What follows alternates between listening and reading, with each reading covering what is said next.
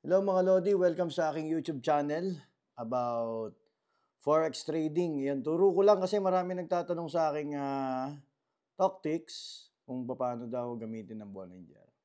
So, madaming way paano gamitin ang Bollinger. So, irerekta ko na. Close ko muna yung Bollinger ko mga idol ha. Yan, close ko lang ha. Close ko lang. So, nandito tayo ngayon sa gold. Nandito po tayo ngayon sa gold mga Lodi. 4 hours time frame, okay? Price action po ako nagbe-base kapag mag-e-entry ng position, sell man or buy, okay? So, ito na nga. Ito po ang aking 4 hours time frame. So, tingnan muna natin kung saan ang price action. Yan, nilagyan ko na ng mga entry level. Yan. Before pa nangyari tong mga yan, may entry level, may mga nilagay na ako dyan dito. Dito pa lang. Meron na. So, para mas ma-confirm ko na nasa level na ba ako nun, malaking tulong sa akin si Bollinger. Tingnan nyo guys. Yan o. So, may tatlong band dyan. Kaya Bollinger bands ang tawag. Kasi, merong higher band, middle band, tsaka lower band. Yung lower band, considered dyan yung demand zone. Demand zone, mga Lodi. Okay? Tingnan nyo mabuti. Kaya nakabili kami ng aking team dun sa TikTok, dito sa area na to, na andito yung lower band, 4 hours time frame. Para sa akin, ang 4 hours time frame, 1 hour time frame, ay mas malaking confirmation tungkol sa entry, kung kailan ka mag-e-entry. Mas sure ako dyan kasi doon ako nagpa-profit. Anyway, tapos chinek ko din kung nasan yung price action, kung saan tumama. Ayan, Lodi, oh. Yan. Anong date to? Anong date yan?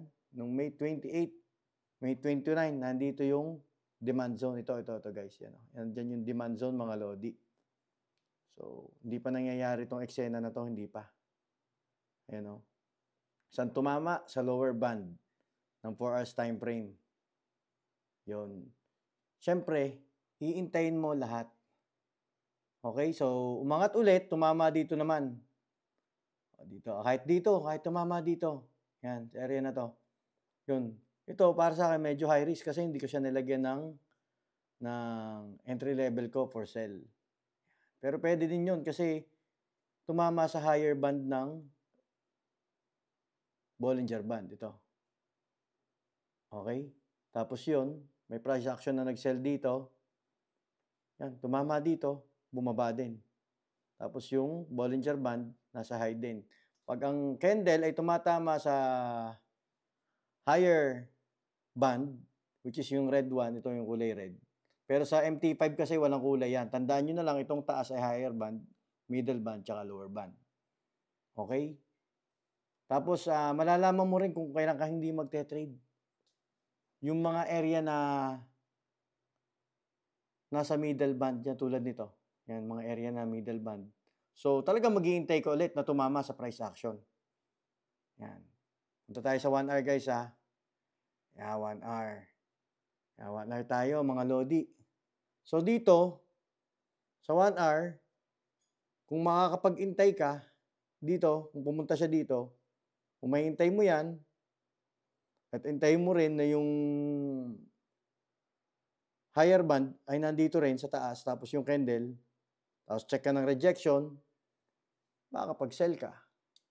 Tapos sa baba naman, kung magbabay ka naman, hintayin mo naman tumama sa price action na nandito. Kasi every price action kasi meron talagang bounce. Nandito. Hintayin mo to. Huwag kang magte-trade sa mga in-between, sa gitna. Yan, sa mga gitna na area, wag. Delikado. Delikado, Lodi. Tsaka ma-identify mo rin dito kung ranging ang market. Dito yan, 30 minutes. Yan, tulad niyan, nagtapos nung Friday. Sa gitna, makaka-trade ka ba niyan? Di ba ang hirap? So, hintayin mo, punta ka sa 1 hour or 4 hours. Hintayin mo, umangat dito, kahit banda rito, yan, dyan. Kasi meron na siyang price action na bumaba dito from here. Tapos makikita mo yung higher band mo at ang candle mo, nagtatagpo na dito. Pero let's see, sa Monday, check natin kung ano mangyayari. So, malaking tulong yung Bollinger Band para sa akin. Sa confirmation, tools lang siya. Part siya ng aking strategy. Alright? Kung hindi nyo pa rin nagigets, comment lang kayo sa comment section ng video na to. Okay? Kung may tanong pa. For example, gusto mo mag-trade ng 30 minutes, 15 minutes. Yan. Which is napakahirap i-trade. Yan. Magte-trade ka ng ganyan. Ranging, yan tulad yan, ranging. Around this area, makikita mo range yan, no? Dito, makakabay ka kasi tumatama siya. Ito pa, may isa pa explain about paano mo ma-identify kung gusto niya na mag-breakout or mag-breakdown. Tulad nito, yan, kita mo yan, Lodi, ranging. Ranging, hanggang dyan lang siya. Nagre-range dito, dito, dyan lang. Nakikita mo, nagbabounce. Makaka-trade ka dyan. 15 minutes time frame to eh. Makaka-trade ka. Yan. Kahit intraday. Tapos pag nagkaroon na ng higher high, tapos maalalaman mo eh, pagkagamay mo na yung Bollinger. Nagkakaroon ng squeeze. Kung makita mo, pag nagganyan na, naghahanap na yan ng breakouts or breakdown.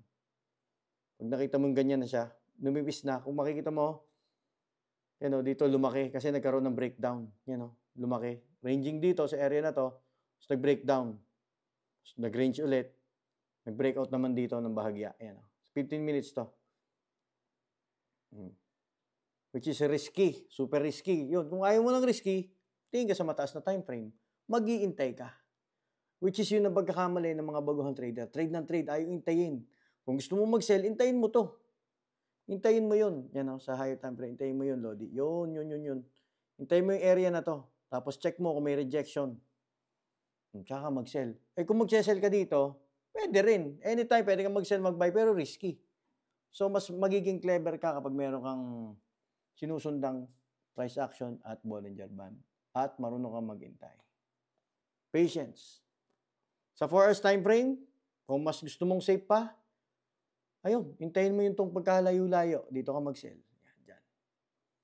Diyan ka mag-sell. O kaya dito. Banda rito. 4 hours time frame to. Yan, lagi ko sinasabi sa inyo, mas malakas ang confirmation po sa higher time frame. Lalo na kung nasa daily ka magbe-base. Demand zone, supply zone ng higher time frame. Pero mag-iintay ka. Kung hindi ka mainipin na trader. Yun. Kaya lagi ko sinasabi, patience is more profitable than prediction. Diba? Kasi ang market nagalaw, hindi mo alam gagawin talaga niyan. Wala talagang nakakaalam. So ako lang ay nagbe-base sa price action. Sa mga nangyari. Diyan. Yan o, kita mo na. Yan o. Kitang-kita mo na. Kita na lahat. So kahit wala nga yung Bollinger na yan, kita mo na. Kung saan siya mag-reject, kung saan siya magbabounce. Doon ako nagte-trade sa mga area na yun. Yun. Sa mga breakout area, pwede din. Gamit ang Bollinger Band, nagbe-breakout trade din ako. Pero high risk po yun. Okay, sana inintindihan nyo. Kung hindi pa rin naintindihan, mag-comment lang. I-like mo na yung video na to, share mo na rin. Yung Bollinger. Okay? Settings, default lang po ang settings ko. Okay? Default lang po yan. Wala akong binagong settings. Wala po. Yan po. Tingnan nyo na po. Default lang po lahat yan. Kahit yung gamit kong settings sa MT5, default lang din. Alright? Kung meron kang nalaman sa lahat, hindi lang ako nakatingin sa Bollinger. Bale, ang Bollinger ay part ng aking price action. Part ng aking SNR. Demand, supply. Okay? Yung next video natin about moving average. Alright? God bless you all and peace out.